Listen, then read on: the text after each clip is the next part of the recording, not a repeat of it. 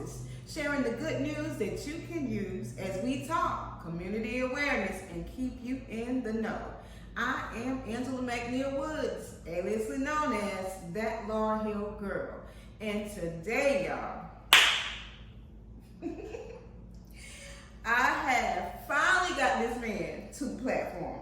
I want to welcome Arthur Jason N.S. Huey. Welcome to the show. Thank you. I appreciate you having me. Thanks a lot. Thanks a lot. Man, let me tell you, this man holds the brilliance to the books called 100 Things Black Boys Should Do and Know, 99 and 98. That's right. That's right. That's some good stuff. That's some good stuff. Now, Jason, I was reading through your shout out, in your intro. Yep. Right? Yes. And you paying people homage and all that good stuff. So you mentioned someone by the name of Key.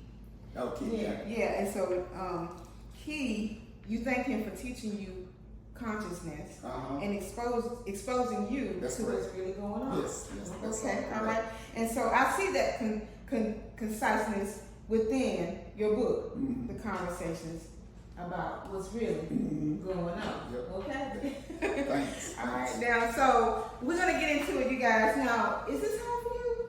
What's that again? Is this home for you? No, my home is Wingate, North Carolina. Wingate, North Carolina. Yes. Shout out to the people in Wingate. Yep, that's right. We rolled through Wingate for Juneteenth. They had a little festival. They did. That's Did you correct. go? No, I was at another event. Okay.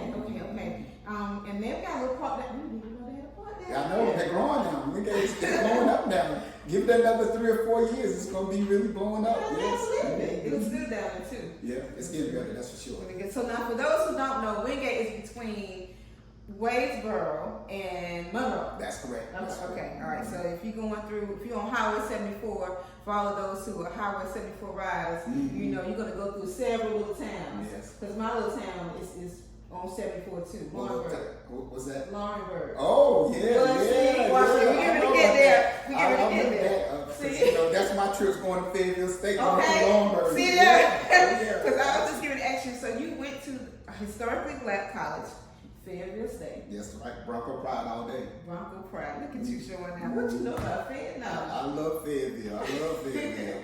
My brother, he hates Fayetteville, but I love it. Yeah. He's like, he's too country. I said, nah, man, I love Fayetteville. Yeah. Now, I heard it's different now. Have you been in the last couple of years? Maybe the last time I've been, it's been probably about 5 years, but it's changing a lot. Is it? Yes, it is. Okay, well, it's been longer for us. I think it's been about 15 years. Yeah. So I bet you look totally different. Yeah, but Fayetteville State campus, it looks amazing. Yeah. It's growing. I like it. I really do. Now, was it important for you to attend HBCU school? Well, yes and no. Okay. So, so the crazy part is what happened was, I'm from a school called Forsyth High School, and when I was coming to school, predominantly like 9%, 85 to 90% white. There was not too many, black males, in my school and whatnot. And what happened was my best friend, rest in peace, Chris B., he called me up, Fayetteville State came to recruit, he was like, and I was like, I don't know, man. Then I was talking to the recruiter, like, I don't know about it. But what got me was, he was like, it's like 70% girls. I said, okay, then now you talking my language now. So that's how I kind of got enrolled to Fayetteville State. But the thing was, the beauty part of it was when I got there, that was my first time seeing black men wear suits. And where I'm from, on time you see black men wear suits, we're going to church. And that's what you just knew, that's what people supposed to do, wear suits. But where I'm from, on time you see black men wear suits was in church. But when I went to Fayetteville State, I'm seeing professors, I'm seeing other black men wear suits and all clean and stuff. So that did something to me. Yeah. So do you feel that the HBCU experience nurtured you? Oh, yeah. Definitely. I always tell people, go to an HBCU school. I'm always going to be an advocate for that, because the thing is, they're going to really show you, you're going to learn a lot. And that's what I did. They showed me a lot and I learned a lot. But the thing is, I wanted to learn. Yeah. Now, it's always you're going to have to want it. You're going to have to want that desire. And I wanted that desire and I had it. And so, man, and when I tell you, they were just, I don't know, it was just unbelievable. I had so many people trying to mentor me. And some people didn't even know me. Some professors, some staff members, faculty members didn't even know me. But, the thing about life is, sometimes in life, people can feel a good spirit. a good person. That's right. And I think people was picking up with me that I had a good spirit. That's you know what I mean? And Yeah. it made it easy for them to like try to mentor me. That's right. Not trying to brag anything like that, but that's what it was. So, but yeah, but I'm always trying to advocate for HBCU schools because the thing is, you get to see people like you, and that's going to help a lot of people. Because sometimes when you don't know what to do, and you see people who went through that same struggle like you, it helps a whole lot. It's very relatable. Yeah. I know a lot of people say, you know, they feel celebrated, and it basically affirmed who they were within the culture. Yep. Really? All right. Now, a little side note. Okay, go ahead with it. Page 9. All right. So let's get into the answering this burning question. Who do you think is the best hip hop artist? Now, you gave a list. It was J. Cole. Okay. 21 Savage. The Baby. Yes. NBA Youngboy. Yeah. And Lil Durk. Yeah. What was your answer? Mine's, you know, I just told you J. Cole all day. Yes. You see, fair enough all day. You know it. I love J. Cole. We love you, J. Cole.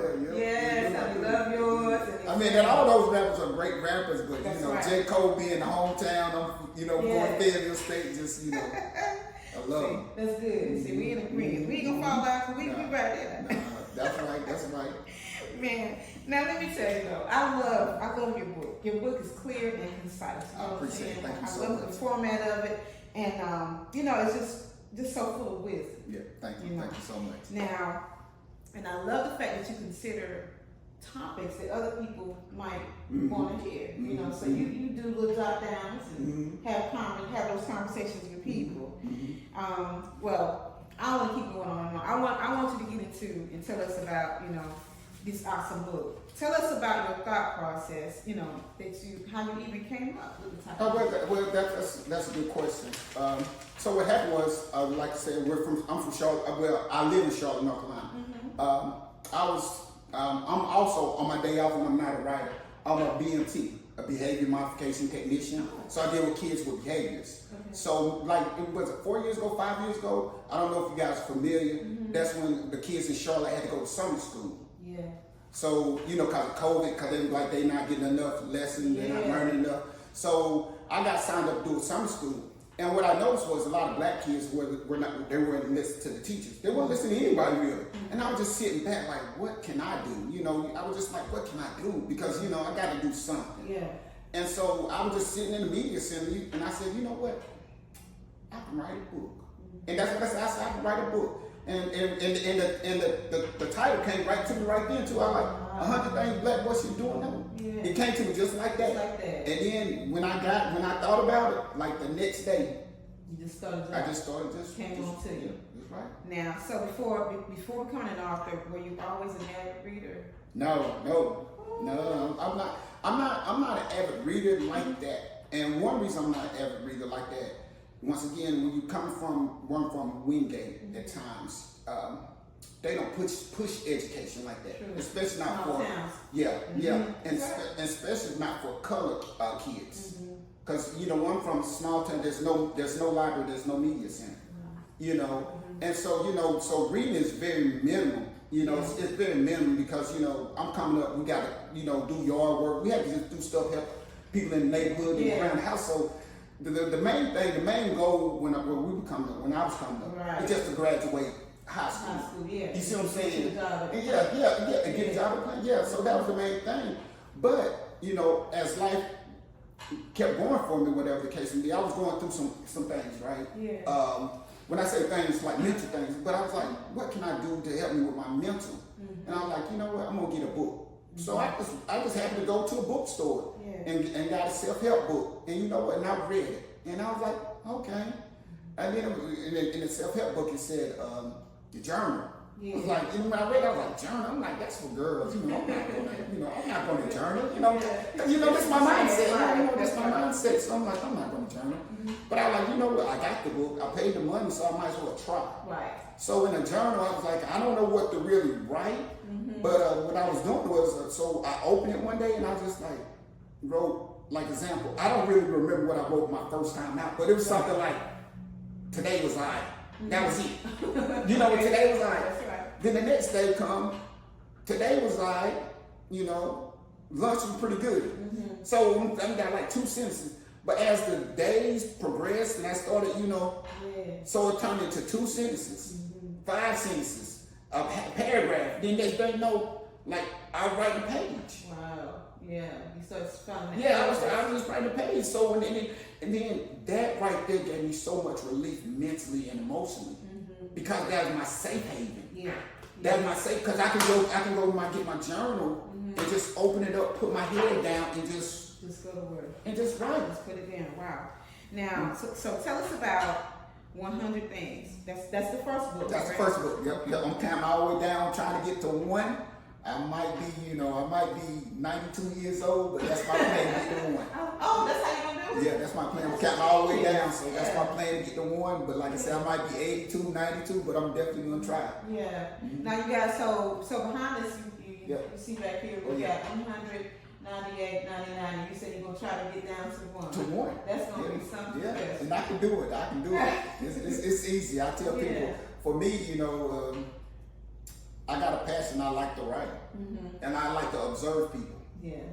Now, did you have this in mind too? Whenever you process the book, you have a chart. Well, no. Be honest with you, no, not really. I love that though. But it is cool. But what happened was, so now because you have to think, okay, now I'm gonna write the book, but I got to make this book where kids want to get it. Yeah. You see what I'm saying? So that's the part I had to figure out, like, what would make a kid want to get my book, a black boy want to get my book. Yeah. So that's why you see, as you can tell, that's why I did the face like that. So maybe a black boy could see themselves like that. That look like me a little bit. Right. And you believe it or not, a lot of kids come up to me and say, was that you? Or is that your nephew? And you see what I'm saying? Yeah. So my cover, I try to bring them in with the cover. So they be like, okay, so they automatically know this is a black book if they can't even read the title. You see what I'm saying?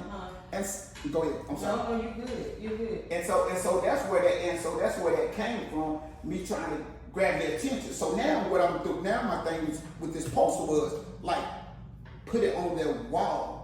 So when they wake up, they can see it. Yeah. So I'm trying to get a visual now. I like it. Because I'm so big on visual, because I feel like, especially with color boys, they're more visual learners opposed to audio learners, more visual. Yeah. So I try to be, you've seen my events, I'm always trying to be visual. I'm trying to have a lot of stuff so people will gravitate, and especially black boys gravitate to it. And they do. And so, all right, so we're at 99. Are you working on something this year? Oh yeah, girl. I already know. Yeah. So the cool part is, it's coming out. Matter of fact, I just sent something off Amazon getting a proof of my book. It's gonna be 297 things black boys should do and know. 297 things black boys should do and know. And I know you like the 297 things black boys should do and know. So what it is, it's just a compilation of all those 3. Okay, genius. Yeah, it's a compilation of all those 3. It's 3 books in 1. Yeah. And that's gonna be my first hardcover book. Wow. And, and that's the cool part. So I made it, and the reason why, like I said, I just felt like that's a good time to make a book hardcover, because I know people like hardcovers. I like hardcovers. But then I think too, when you see the cover, I think you're gonna really like the cover as well. Yeah. But I write my book short and sweet, as you can tell, because I don't want black boys to get intimidated. Yeah. Because I used to get intimidated as a black boy when they say, "Can you read? Give me a book like we need to start reading a book like this." I said, "Oh, I'm not reading that book." I already knew it because it's too much, Yeah. And then on top of that, the words are small. So I try to do like, okay, so me write my book, like, what would make me want to read that book? So I wrote it for me, like, for that I would want to read it, other kids want to read. Yeah. Like I know that you know this young gentleman, because you guys y'all were neighbors at a booth, Arthur Brady Moore. And so he had the comic. Yeah. And so he has a really thick book, but when I got into the book, it was an easy read. Yeah, I love the big letters. I believe it. I'm glad y'all doing that. Yeah, I believe it. I got these glasses on. You can be able to see. I believe it, and that's the thing, and I tell people, the school system, I don't want to get on that subject about school system and what's outdated, what's not, but it's hard for black boys to find self-help book that's related. True. You can probably, I guarantee you can go to your local library. You can go to some schools, and you won't find a self-help book that's relatable to Black boys. Yeah, I believe that. And so that's another reason why I got to keep writing these books, because I know for a fact there's not that many of them. That's right. That's right. And that's relatable, and that's fun, and that's going to really touch and reach. Because like I tell people, when you read my book, and I think you're going to know me a little bit, you can feel I wrote that book because you know my personality. Right, that's right, that's right. And I'm glad that you journaled like you did, Now, who did the graphics? My cousin Ebony Simpson. Shout out to Ebony Simpson. Shout out to Ebony Simpson. Is she on Instagram? She is. I'm gonna be honest with you. I don't know her. She doesn't post much. I don't really know her Instagram name, but let me see. I think I might have it back here, maybe. Okay. Well, it's back here. There it is. Ebony, let me tell you the truth. Because your post, just walking through your area, your posters alone will draw you in. And then when you get up on it, and you see that each book has its own different picture and the colors too. Yeah. So and that's the thing, like everything you see me do with my book and my beats, it's always trying to bring Black boys in. So typically, Black boys like a lot of color, pop and stuff. Yeah. So my next couple, I'm gonna give you this one. You're gonna be first. So when I do 97, it's gonna be color yellow.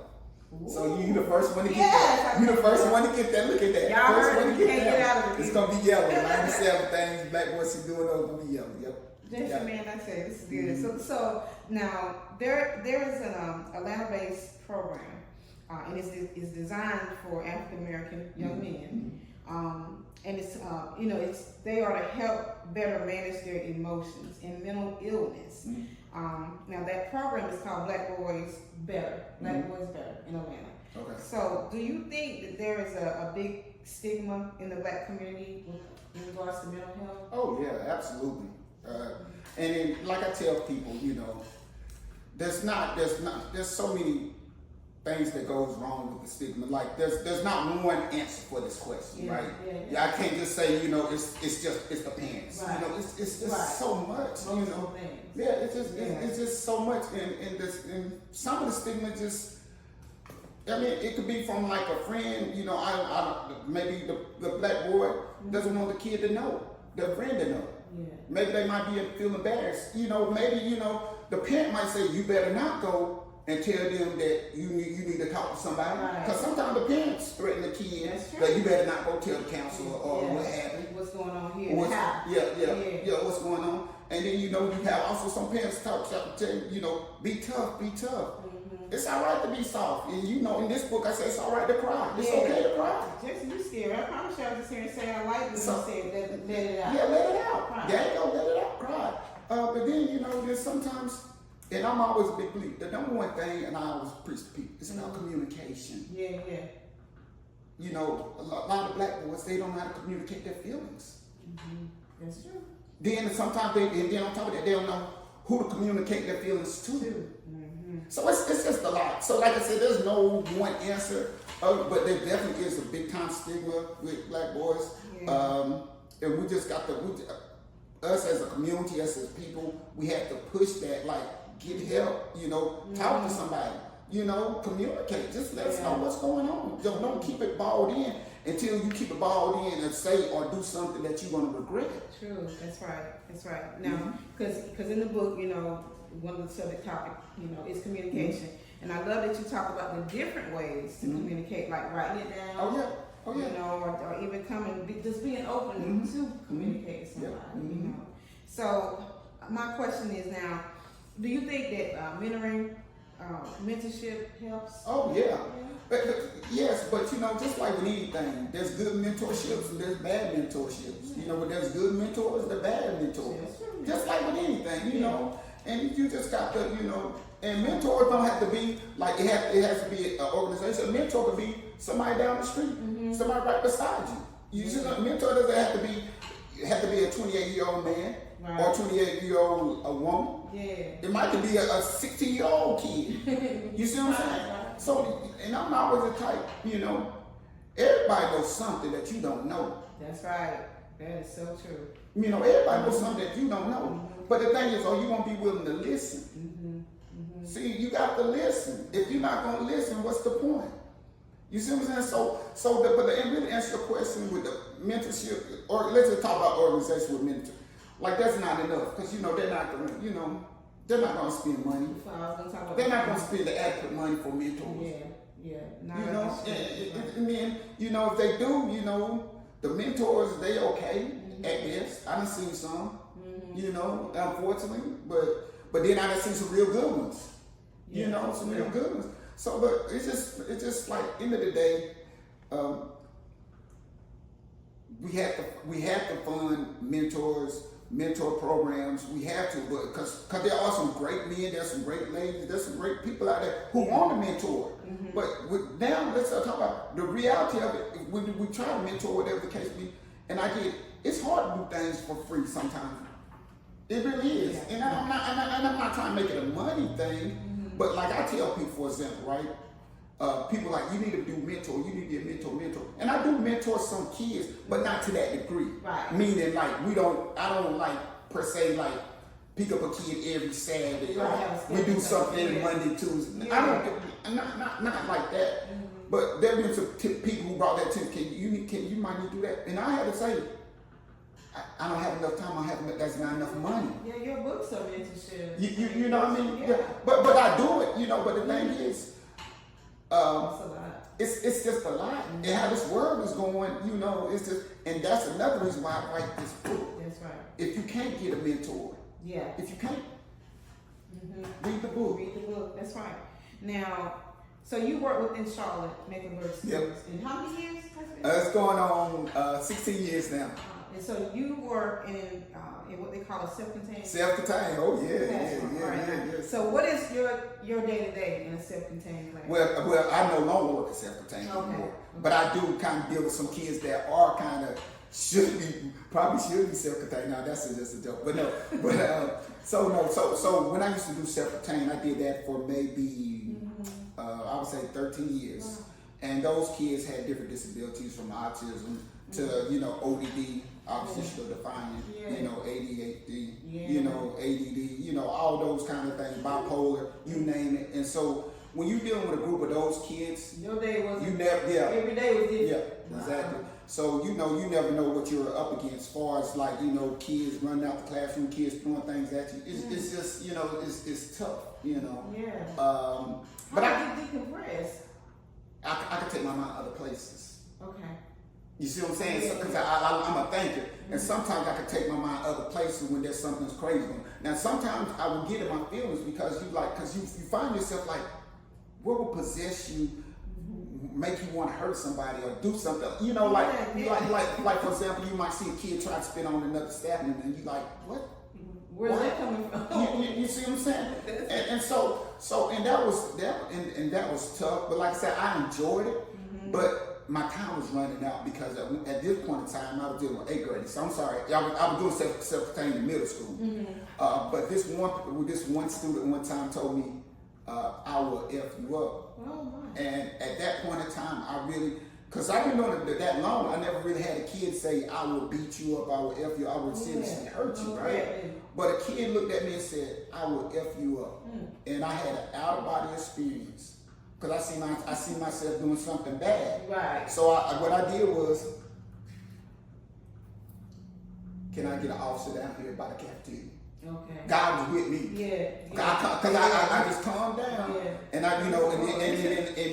then that's when I knew it was time. And then and also that year too, one of my good friends, close friends, Armstrong. Shout out to Armstrong. Shout out to Armstrong. That's my real good. That's my dude, man. I love that dude to death. He always has my back. He always sees good in me. Yeah. I love that guy a lot. But anyway, so we had to put a particular student in a restraint. Okay. And while we had tried to put him restraint, his mom was in that building while we were trying to restrain him because he was uncontrollable. Right. And this particular student took a swing at Armstrong, and then after that I was like, yeah, I'm definitely done. Yeah, that's a lot. That's a lot. That's a lot. Wow. Because these are 8th grade boys, and you as you could tell, I'm not the biggest man. So I'm like, yeah, it's time. So right now I'm in elementary, work with elementary kids, and it's all good. It's all good. And I love your number 44. Get outside. To be Get outside. Don't just. Let's get outside. You have to get outside. I love outside, and that's when I talk to kids and when I mentor some kids a little bit. Get outside, get some fresh air. Get off that iPhone. But yeah, because the thing is, sometimes and we all know, sometimes the change of environment does something to you. It sure does. Especially if you get outside, if one of your environments you change and get outside and it's a nice day, nice breeze, and you just walking, or whatever you want to do, that's, or you rollerblading or just shooting basketball outside. It just changes things up for you. Yeah. It really does. Because, with this world we in now, I tell people we're losing sight of reality. We don't know what's real anymore. No. These phones are so addictive. Yeah. And I hate to say it, but sometimes I do want to go back to the old school phones. Where when you was away from the house and the phone was busy, you had to wait for the people to get off the phone. Yeah. But we had love for one another. Yeah. Yeah. And that's what I tell people. And I always tell people, I said, I don't have kids, by the way, guys. I don't have any kids. But like I tell people, the thing about me, and this is not me trying to toot my own horn, but I think like a kid, and I think that's what makes my book so effective too. I think like a kid. And the crazy part is, the addiction is real. And I tell some parents, and I tell some of my friends, my colleagues, I said, if people really knew what goes on at school with these phones, with their kids being on the phone, they wouldn't even buy. I mean, when I tell you, I'm talking about first grade, second graders on their phone, want to use the phone, stand on their phone. You gotta be kidding. Yes. Wow. And even at that age, they're buying the iPhones. Yeah. Oh yeah, girl. I still got an iPhone X. I'm looking for somebody to donate me an iPhone. Anybody want to donate an iPhone? I'll take it. You take it? Yeah, I'll take it. I'm still on the X. The X is some good phones, though. I miss my X. I'm tell you the truth about it. Now, Jason, what advice do you have for our African Americans, young youth? You don't just have to be for boys, but just nobody want to touch this. Find some spirituality. Stay right there. Find some spirituality. Whether you're Muslim, Christian, Jewish, whatever. Find some spirituality. Because like I tell everybody, end of the day, all these religions, they have the same foundation. They have the same morals. They have the same. And it's about being nice, respecting others, helping people out, And so we need to start with finding spirituality first. That's why I tell people, find some kind of foundation with spirituality. And then you can go from there. And once you find that spirituality, now let's work on the communication. Yeah. Because the communication is key. That's right.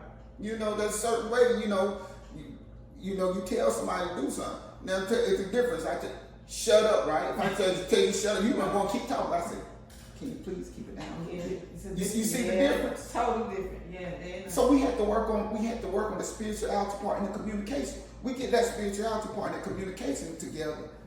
We can go from there. Yeah. And like I said, once again, I'm not knocking nobody's religion. I'm just talking about just spirituality all in general. So I'm not knocking Muslims, Islams, or Christians or anything like that. It's just I just really feel like we have spiritual warfare, and we're really losing it right now. We're really losing it. We need to get back to love. Big time.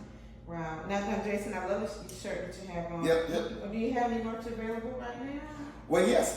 See, I'm going to tell you a good question. So, guys, people have been pushing me. So, I'm working on the website as we speak. And so, hopefully, when I get this website up, hopefully it'll be maybe end of this year. I can't promise you. I had to get with my little street team, like they call it, a little street team. So hopefully I have that up, and when I have that up, you can get the merchandise on there, and we'll pretty much be on there. It would definitely be this cool little shirt right here, and also a little mug and a little keychain, and a couple little more bookmarks, a couple little things like that. So cause it's pretty big, cause I have an event tomorrow. I have some of my merchandise, little shirts and stuff out there. But yeah. Now where are you at tomorrow? I'm at Monroe,